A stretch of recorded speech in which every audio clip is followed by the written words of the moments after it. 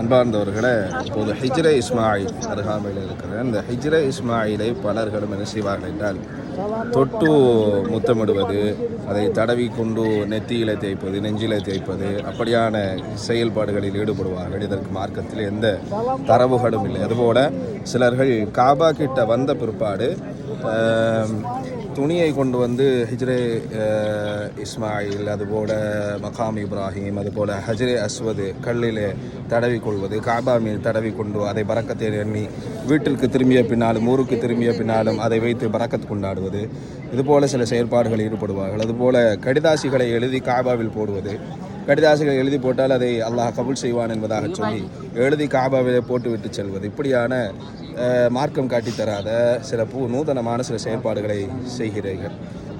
அதன் மூலமாக எந்த நன்மையும் கிடைக்காது. மாறாக நபிகளா ஸல்லல்லாஹு அலைஹி வஸல்லம் அவர்களை நாம் பிதாத்தின் மூலமாக வழிபற்றியதின் காரணமாக தீமை தான் கிடைக்கப்பெறும். அல்லாஹ் பாதுகாக்க வேண்டும்.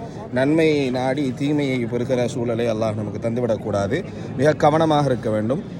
அல்லாஹ் தூதர் ஸல்லல்லாஹு அலைஹி வஸல்லம் எதை இபாதத்தாக காட்டினார்களோ அந்த இபாதத்தை தான் நாம் இபாதத்தாக செய்ய வேண்டும். அப்படியா நசீபை அல்லாஹ் யாவருக்கும் நசீபாக்குவாராக. அஸ்ஸலாமு அலைக்கும் வரஹ்மத்துல்லாஹி வபரகாத்துஹு.